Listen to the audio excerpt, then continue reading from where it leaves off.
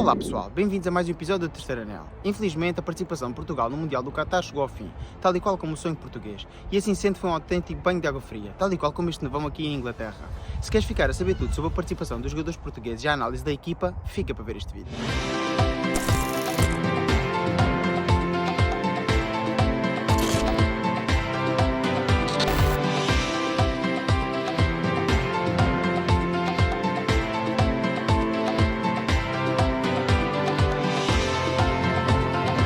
Ora, agora aqui um pouco mais no quentinho, vamos lá então falar um pouco mais a sério.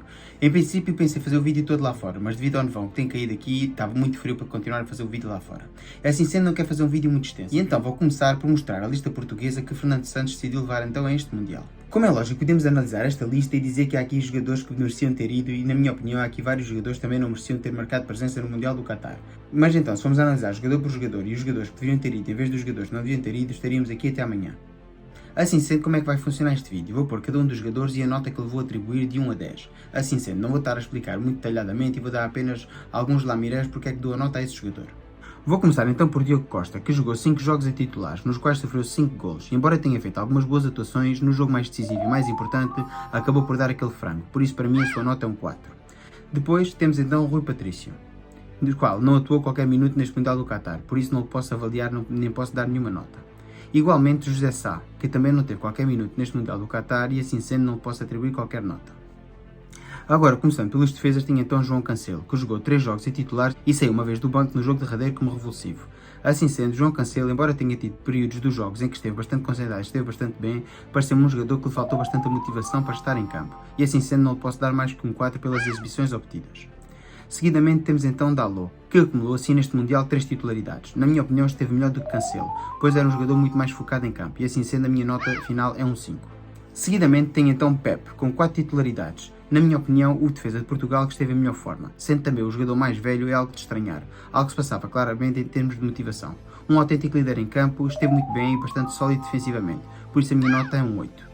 O seu companheiro de defesa, Rúben Dias, também almejou assim 4 titularidades. No entanto, a minha opinião esteve bastantes furos abaixo daquilo que é capaz de nos ter demonstrado na Premier League. Assim sendo, a minha nota final é um 5, pois acho que este jogador não rendeu ao seu máximo nível. Danilo, outro dos defesas centrais que começou como titular, mas depois, devido a uma lesão, acabou por não participar mais neste Mundial, esteve bastante mal nesse jogo, sendo, na minha opinião, o principal responsável pelos 2 gols sofridos diante do Ghana, e assim sendo, a minha nota final é um 3. António Silva, que apenas contou com uma participação, sendo que iniciou o jogo como titular, na minha opinião também não esteve bem, longe das exibições que fez ao serviço do Benfica, e assim sendo, a minha nota final para António Silva também é um 3. Nuno Mendes, que contou apenas com uma titularidade em que infelizmente acabaria por se lesionar também nesse jogo, até o momento da lesão estava a jogar muito bem, sendo um elemento bastante dinâmico, e assim sendo, a minha nota final é um 4. Rafael Guerreiro, o defesa esquerdo que começou mais vezes como titular, juntou assim 4 presenças, 3 delas como titulares e uma da qual saiu do banco de suplentes, tendo marcado um gol de belo efeito, e assim sendo um jogador bastante consistente, a minha nota final para Rafael Guerreiro é um 7. Começando agora nos médios centros, vou começar então por William Carvalho, com 2 titularidades e 2 jogos que saiu do banco, esteve bastante consistente nas vezes que entrou em campo, ajudando bastante no momento defensivo, e assim sendo, a minha nota final para William é um 6. Já Ruben Neves, um jogador que juntou assim 5 participações neste Mundial, tendo participado em todos os jogos. Assim sendo, contou com 4 titularidades e uma vez saiu do banco. Esteve em bastante bom nível em muitas das partidas, embora em algumas das partidas estivesse mostrado mal posicionado, e assim sendo a minha nota não poderá ser mais que um 7. Palhinha, que não jogou qualquer jogo como titular e contou com 3 presenças saído do banco. Não me pareceu que tivesse adicionado grande coisa também a todas as vezes que entrou, e assim sendo a minha nota final é um 4. Vitinha, um jogador que participou 3 vezes neste Mundial, sendo que teve uma titularidade e 2 vezes saiu do banco. É um jogador com grande potencial e que poderia ter mostrado muito mais. No entanto, pareceu-me algo nervoso e pouco confiante em si mesmo. E assim sendo, dos poucos minutos que dispôs em campo, acabou por não fazer as coisas da melhor forma. Assim sendo, a minha nota final é um 4. Otávio, um jogador que participou 3 vezes neste Mundial, sendo as 3 vezes como titular. Na minha opinião, é um jogador que pouco aporta à seleção nacional. E que para a sua posição eu poria então Vitinha, também de forma a dar mais confiança a Vitinha.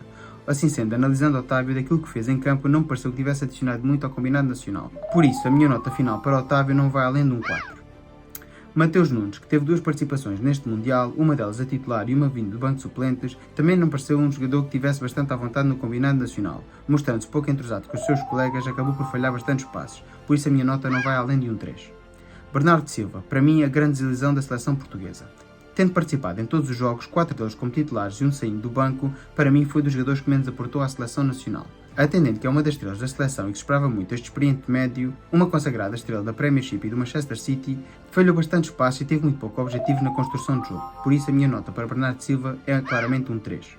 João Mário, que contou com 2 participações, uma delas a titular, na minha opinião, dos poucos minutos que esteve em campo, fez as coisas de maneira correta.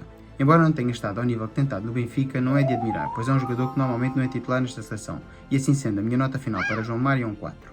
Bruno Fernandes, para mim, o melhor jogador da seleção nacional. Um jogador que esteve bastante bem, quer no campo das assistências, quer também no campo da finalização, sendo claramente o elemento dinamizador e o motor de ataque da combinado português. Assim sendo, a minha nota final para Bruno Fernandes é um 8.5 e claramente o melhor jogador de Portugal neste Mundial. Agora, analisando os avançados, vou começar por João Félix, um elemento que também contou com 4 titularidades, foi claramente, na minha opinião, o melhor atacante da equipa portuguesa. Tendo marcado não só golos, mas sendo um elemento bastante revulsivo no ataque português, mostrando grande capacidade no jogo combinativo com os seus colegas das alas e com Bruno Fernandes, soube articular muito bem com o Ronaldo quando o mesmo esteve em campo. E das poucas vezes que apareceu na cara do golo, quase sempre definiu bem. Assim sendo, a minha nota final para João Félix é um 8. Ricardo Horta, que participou 3 vezes neste Mundial, uma delas como titular e 2 delas vindo do banco. E sendo que acabou mesmo por marcar um gol na única vez que foi titular, a minha nota final para Ricardo Horta é um 6. Um jogador bastante móvel e que se entrosou bem com a equipa, mas no entanto acabou por não merecer a confiança de Fernando Santos. André Silva, que apenas teve uma participação neste Mundial, sendo que a mesma não foi como titular e sim vindo do banco, foi um jogador que também não aportou muito nos poucos minutos que teve em campo. E assim sendo, a minha nota final para André Silva é um 3. Gonçalo Ramos, um jogador que participou 4 vezes neste Mundial, 2 delas como suplente e 2 delas como titular, teve como ponto alto o hat-trick obtido frente à Suíça, sendo que um jogador tão jovem não obteve um hat-trick na fase final do Mundial desde Pelé, e assim sendo a sua nota final é um 7. E não é superior apenas porque no jogo decisivo contra Marrocos penso que não esteve muito bem. Embora tenha sido um jogador dinâmico no ataque, acabou por não mostrar a efetividade que tinha mostrado no jogo anterior, e assim sendo, a sua nota final para mim é um 7. Rafael Leão, um jogador que não contou com a confiança de Fernando Santos para ser titular em qualquer uma das partidas, no entanto entrou em todas elas. Contando assim com 5 presenças neste Mundial, foi claramente o jogador revulsivo ou arma secreta de Fernando Santos. Esteve muito bem jogando no espaço, mas muitas vezes acabava por mostrar distraído e acabando assim por não participar na jogada ofensiva. Não consigo entender como é que um jogador com este potencial e com as exibições que tem feito ao serviço do Milan em Itália não consegue explodir na nossa seleção, e assim sendo a sua nota final é um 7. Ronaldo, claramente o elemento mais criticado desta seleção, contou assim com 5 participações, sendo que as 3 primeiras foi titular e as 2 últimas foi suplentes. Na minha opinião esteve mal ao preferir aquelas palavras. São palavras que muitas vezes acontecem em campo e que muitos jogadores acabam por preferir, mas Ronaldo, com a experiência que tem e sabendo que é um dos principais focos dos mídia, sabe perfeitamente que tudo o que diga ou que faça vai ser escrutinado à lupa, e assim sendo, na minha opinião, esteve mal. Do tempo que esteve em campo, na minha opinião, esteve bem. Pois Ronaldo não é só marcar golos, é também atrair os defesas e médios defensivos contrários de modo a criar espaço para os seus colegas. Na minha opinião, nos minutos que esteve em campo, decidiu quase sempre bem, criando bastante jogadas de ataque, embora estivesse mais perdulário que o normal, mas também mais não se pode pedir. É um avançado que nos tem dado muito e que temos que entender que com a idade e com o passar dos anos, os seus índices de produtividade vão assim diminuir, e assim sendo, a minha nota final para Cristiano Ronaldo é um 6.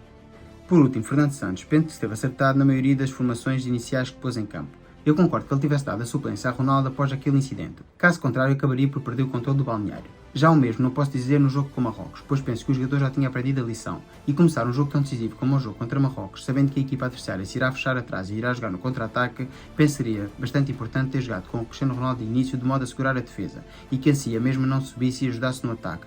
Caso jogadores como o Acraf ou ainda como o médio defensivo Amrabat. E dito isto, acredito que Fernando Santos falhou claramente o planeamento do jogo mais essencial deste Mundial, ou seja, o jogo que ditou a nossa eliminação. E assim sendo, para mim a sua nota final é um 2. Ora, depois de ter analisado e atribuído notas a todos os jogadores da Seleção Nacional, quero dar assim os meus destaques positivos e negativos. Assim sendo, os destaques positivos são 3. Claramente são eles Pepe, o grande líder da defesa, Bruno Fernandes, o melhor jogador de Portugal neste Mundial e líder do meio campo, e João Félix, o elemento mais dinamizador e mais efetivo do ataque português. E assim sendo, as minhas 2 notas de destaque negativo vão claramente o jogador que mais me desiludiu em campo, como já disse anteriormente no vídeo, Bernardo Silva, pois foi o jogador que para mim menos participação teve no conjunto português, e Fernando Santos. É verdade que eu sou um crítico de Fernando Santos, mas o mesmo poderia-me ter calado a boca e poderíamos ter chegado mais longe neste Mundial. Não estava à espera que ganhássemos de início, pois não acreditava que fôssemos dos principais favoritos, mas depois de algumas exibições que praticámos neste Mundial, acreditava que podíamos chegar mais longe e eventualmente poderíamos chegar a uma final, e depois já seria uma questão de como é que a equipa iria desempenhar-se em campo. Ora, dito isto, escusado será dizer que para mim Fernando Santos não deveria continuar ao serviço da seleção portuguesa. E assim sendo, também na minha opinião, após a Liga das Nações devíamos ter agradecido ao engenheiro e deixá-lo sair, pois Portugal, com a geração e qualidade de jogadores que tem, devia apostar num futebol muito mais ofensivo e não jogar muitas vezes com excessivos médios defensivos no meio campo. Assim sendo, a seleção portuguesa não está a aproveitar o seu máximo potencial. Precisamos de um treinador de ataque e um treinador que pratique bom futebol. Se gostaste deste vídeo, dá o like, comenta, partilha e subscreve o canal. Fiquem bem e até ao próximo vídeo.